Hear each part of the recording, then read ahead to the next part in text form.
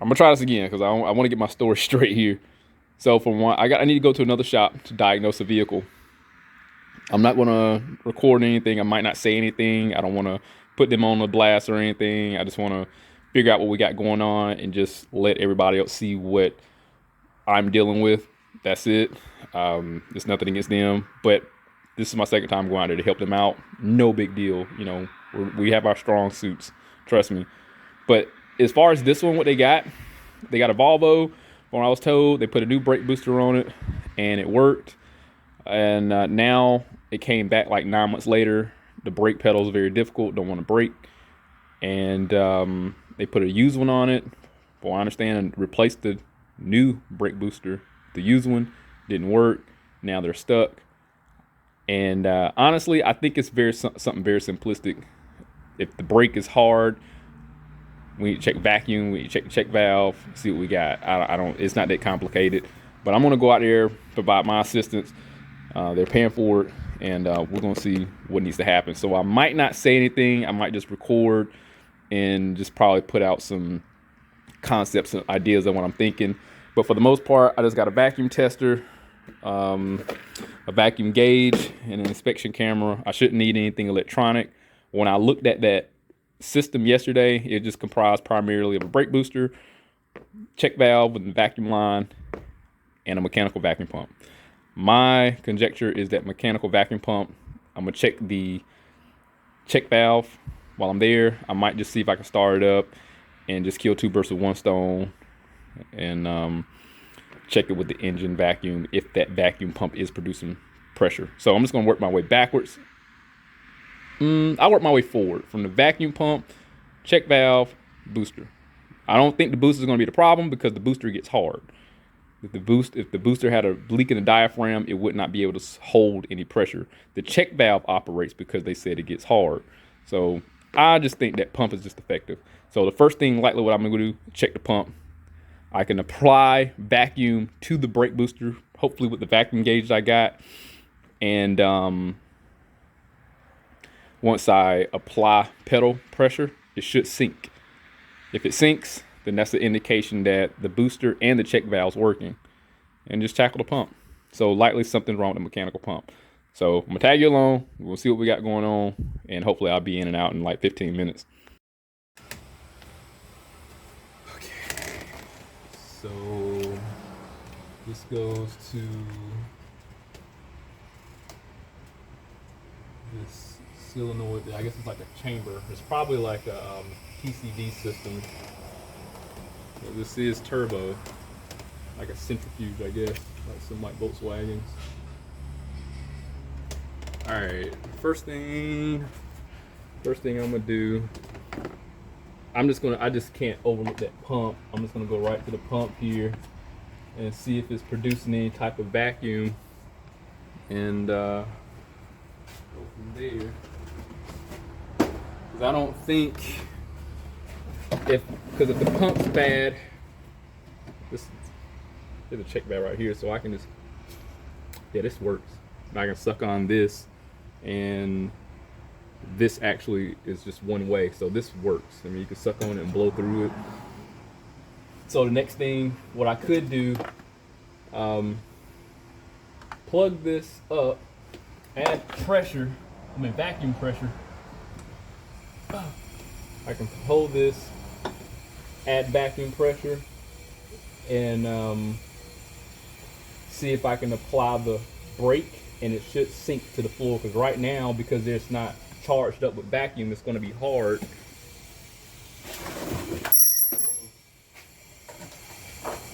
So, wow.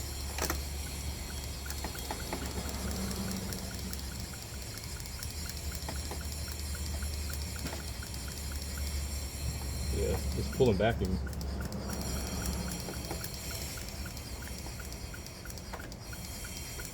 So most regular cars are around 20 inches of vacuum. And it's building up. It's building up.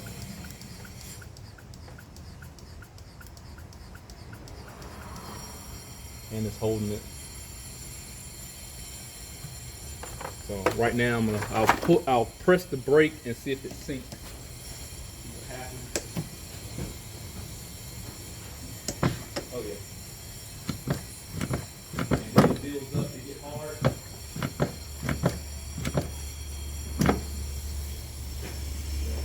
So another thing I could do, pull vacuum and then pull the check valve and see if it has any type of suction. Like you'll hear a boop, you'll hear a pop because it'll go up to atmospheric pressure. So I'm gonna pull about 5 more inches. And then I'm just gonna pull the vacuum there. Man, that's a lot. So we're in vacuum right now. And I'm gonna pull this and see if it make a noise. Yeah, so it's holding vacuum. The chamber's doing what it's supposed to do. So this is fine, this is fine. We need to check the pump and see if the pump is actually creating pulling vacuum. And I just think this pump is just defective, honestly. I'm gonna leave that off to the side. We're gonna check for vacuum. Go for it.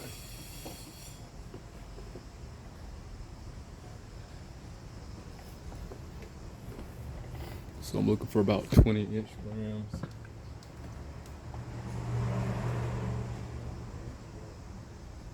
What happened? The battery dead? Yeah. Okay. Okay. So next I'm just gonna look for vacuum at the pump. I know I said I was gonna do that initially, but change of plans. Well, didn't take that long to check the other components. All right. Oh yeah, battery wise.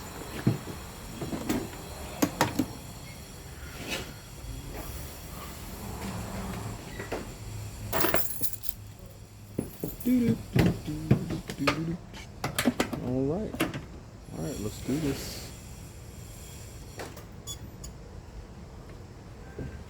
Whenever you're ready. Ready? Yep. So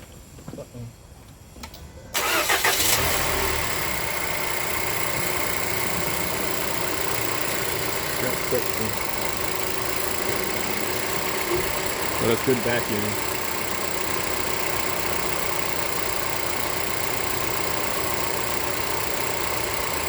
That's great vacuum. That's great vacuum. That's real good. I think you can shut it down. So you got something else going on. So what happened? So the pedal was soft? No, the pedal Was hard. Was really hard. Really hard, and the car is not stopping. Gotcha. That means it's like you can feel it like a no booster. Right. So I can understand why you changed the booster. Let's do this. I'm gonna what I'm gonna do, we're gonna start it back up. I'm gonna hook up everything for the brake booster, and then we'll check the vacuum and see if the chamber is capable of holding that amount of vacuum. It's not gonna be perfect, but it still should be able to hold vacuum. I'm gonna put the put this here, our gauge there. But you know what? Now when you got it, I'm gonna check the vacuum on it.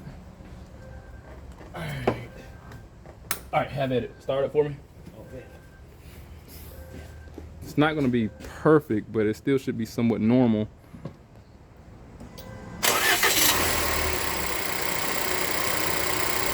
There we go.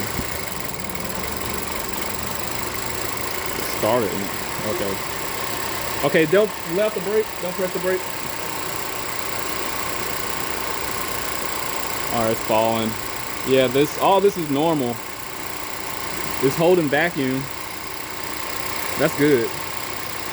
So the pump's good, check valve's good, brake booster's good. Press the brake, it should deplete. Go ahead and press the brakes for me.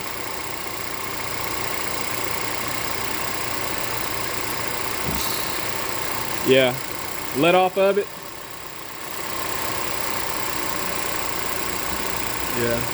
All right, so it feels good now. It's not hard. It shouldn't be hard.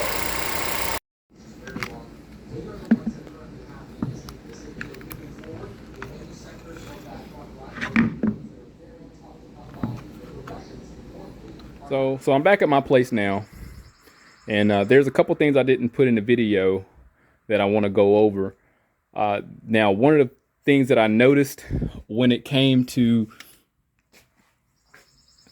checking the vacuum on that brake booster, pretty much the brake booster was effective. It wasn't storing any vacuum to provide any further assistance after that initial depressing of the brake pedal. So that brake booster need to be replaced. Now, I'm gonna give you the story about what happened. Now, this is a customer purchase product, so they're kind of like in the trying to go through that to get their stuff resolved. I referred them to a place that I frequently patronize, and they were able to get something with 32,000 miles in a working unit, but they have to go through. You already know what the deal is when people buy their own parts. Anyway, so what we had going on with that vehicle was just simply a defective brake booster. The person servicing the vehicle put the old one back on and wound up having the same symptoms. I guess in a last-ditch effort to try to resolve the problem, the brake pedal was still very difficult. When I got into it, pressed the brake, it did not provide any assistance. It was fine the first time, but after that it was very hard. If you saw on the gauge, when it would go to normal vacuum, after pressing it goes back to 0. That assistance is gone. It wasn't going to do anything else. So the pump was fine, check valve's fine. Only other thing is going to be the brake booster. Now what happened, we lifted up the vehicle, got it on the lift. I went under there, had him press the brake several times, and I went and bled all of them to try to see if there's any air in it, just to see what happens. It trickled out. When you press the brakes to bleed them, that's 800 psi pressure, or 500 plus, and all that pressure is getting sent into the brake lines, that 500 plus psi. So you can imagine in that small orifice, when you go to crack that line, what's going to happen? It's supposed to shoot out. It didn't do that. It trickled out. That's one other context clue I noticed. Besides the fact that, I could have said, well, yeah, the brake boost is bad, end it, leave it alone. I just felt better just like making sure. He said he disconnected the lines. Let me just go ahead and bleed them. Let's see what happens. Didn't make any type of difference. Went back, looked at the brake booster, and same thing. It just didn't provide any assistance. It got worse as you moved and repeatedly pressed the brake. As you let off, depressed it, let off, depress it. Even if you're trying to inch and pull out a parking spot, you press the brake several times. It got worse. It just wanted to keep on going. Brake boost is just defective. The video, the small video without me saying anything, that was the newer brake booster they replaced. Now, I was under the impression that they got it from the dealer, but they got a used one. The used one, from what I understand, it's just a convoluted story. I think I got everything lined up, but the one I'm showing in the video, it looked like that was the one they replaced, and 9 months later it went out. I think. Don't hold me on that, but I want to say they got a new one. It failed. I think that was the one that failed. The one that we're looking at. There's a piece that's broken off. It had eventually created vacuum, and it just went out. Same thing, hard pedal, because that vacuum chamber couldn't support any vacuum. So I got my car here. I just want to show you what a normal brake booster is going to look like when you apply the brake. It's supposed to store vacuum. It's supposed to store that vacuum energy to aid in braking. So let me show you that.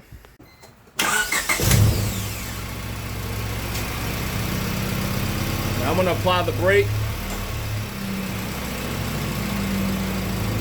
I got the brakes held. Let off the brake. I'm pumping the brakes. Now I let off the brake. It's storing energy.